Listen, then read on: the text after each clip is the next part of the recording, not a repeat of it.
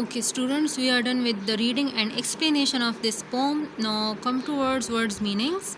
So the very first is guard. Guard means हिफाजत करना, and its English meaning is protect. Protect also means हिफाजत करना. Okay. The second one is bravely. Bravely means बहादुरी से, जब आप नहीं डरते और आप एक काम करते हो. Its English meaning is in a courageous manner. सही है ना, एक बहादुराना तरीके से. The third one is bruising. Bruising means तेज़ी से टकराना. Its English meaning is brutally forceful. Okay, brutally forceful. Brutally means जालिमाना तरीके से. Forceful बहुत तेज़ी से, ताकत से. The fourth one is thumps. Thumps means गोंसा मारना. Its English meaning is fists. Fist means मुक्का मारना, हाथ से जब आप मारते हो. The fifth one is fluff. Fluff means नर्म, नर्म मुलायम. So its English meaning is any light downy material. हर कोई भी, light means हल्का, material चीज़, downy नर्म चीज़ से बना हुआ. ओके, इस तरह ऊन से बना होता है. Come towards word sentences. The very first is mud. Mud means कीचड़. Okay. So the sentence is children like to play in mud. बच्चे कीचड़ में खेलना पसंद करते हैं. The second one is sit. Sit means बैठना. Okay. So the sentence is like the court of law sit on Monday. अदालत जो है वो मंडे की मीन्स पीर के दिन को क्या करती है, लगती है. सही है ना, यहाँ पर सेट का मतलब है अदालत लगना. Third one is bump. Bump means टकराना. The bump through him of the bicycle means के वो बहुत ज़्यादा तेज़ी से टकराया तो इस वजह से वो बाइसिकल से गिर गया. The fourth one is dust. DUST. Dust means गर्द. So the sentence is the furniture in her room was covered. COVERED. covered with dust. उसके कमरे का जो फर्नीचर था वो गर्द से क्या था, कवर्ड था. मीन्स उसके ऊपर गर्द थी. ओके. गर्द मीन्स मिट्टी या धूल जो होती है. The fifth one is brick. Brick means तोड़ना. The sentence is the brick in the dam threaten the valley. The break in the dam threaten the valley का मतलब है डैम. वो डैम आपने देखा होगा जिसमें पानी होता है बहुत ज़्यादा. तो कहते हैं कि डैम में जो दरार पड़ गई, जो ब्रेक आ गया तो उसने वैली मीन्स वादी, उसको क्या किया, थ्रीटन, उसको ख़तरे में डाल दिया.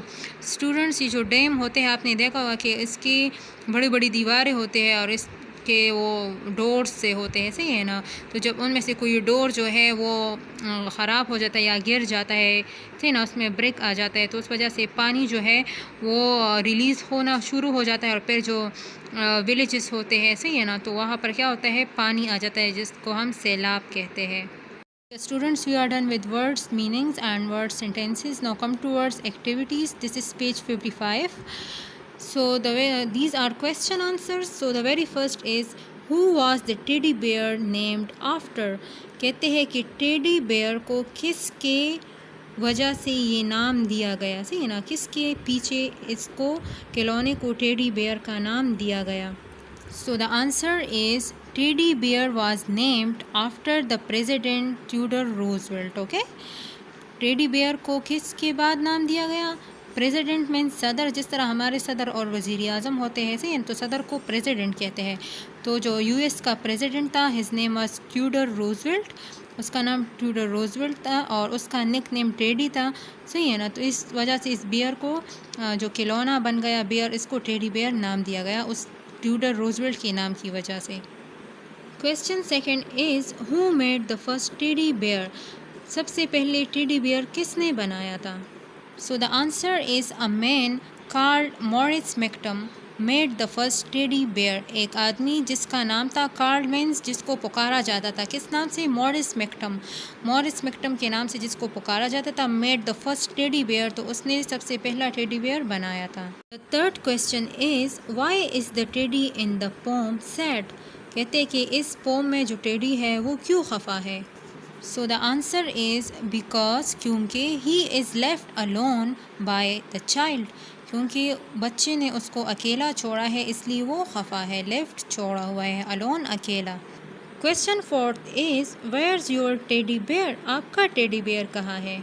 सो the answer is my teddy bear is in my bed, मेरा टेडी बेयर मेरे बेड में है। Okay.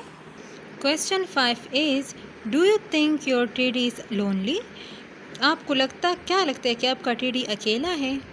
So the answer is yes, हाँ। व्हेन आई एम आउटडोर, जब मैं बाहर होता हूँ या होती हूँ, आउटडोर मीन्स बाहर की तरफ, आई फील तो मुझे महसूस होता है माई टेडी बेयर लोनली। ओके, कि मुझे मेरा टेडी बेयर अकेला महसूस होता है जब मैं बाहर होता हूँ या होती हूँ।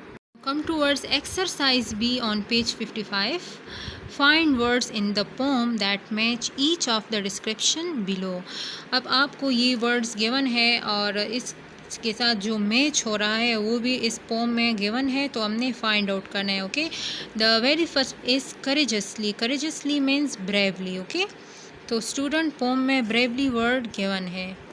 इन the third line you can see that the word bravely is present. Okay, so the second one is cried a lot, बहुत ज़्यादा जब आप रोते हो तो उसको क्या कहते हैं? तो here comes the word wept, सही है ना, वेप्ट बहुत ज़्यादा रोना। It is also here in the very last line of the first stanza. Okay. The third one is wet clay, जो गीली मिट्टी होती है। clay means मिट्टी, wet means गीली, उसको क्या कहते हैं? तो it is called mud. mud means कीचड़, and it is present in the very first line of the second stanza. The fourth one is stupid. stupid means सादालूह जो होता है, जो बहुत सादा होता है, कमकल जो होता है, सही ना, बेहुदा हरकतें जो करते हैं, तो this is called silly. Silly means बेहुदा हरकत करने वाला, and that is also present in the very last line of the second stanza, silly. Okay.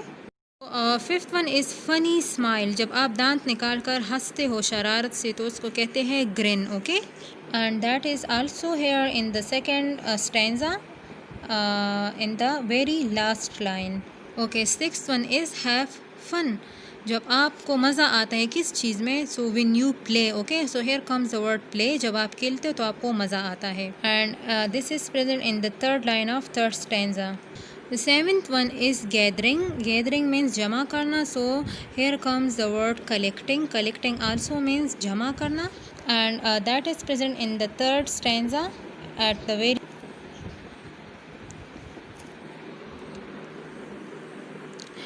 Okay students, so next is alone. okay, alone means जब आप तन्हा होते हो, सही है ना। so students, here come the word lonely. okay, not despair, sorry. alone के साथ आता है lonely, LONELY, 8 नंबर के साथ आता है lonely. okay, the ninth one is keep books on it, आप जिस चीज़ पर बुक्स रखते हो so that is called shelf, उसको shelf कहते हैं, and this word is present in the very last line of third stanza. Number 10 is rhyming story, जब आप कोई स्टोरी बयान करते हो या लिखते हो, सही है ना, और वो क्या होता है, एक तरन्नुम के साथ होता है, तो that is called poem, तो उसको हम पोम कहते हैं। अच्छा, and this word is present in the very third line of the last stanza. 11th one is where you live, जहाँ पर आप रहते हो उस जगह को क्या कहते हैं? so that is called home, and this is present in the fourth line of the last stanza.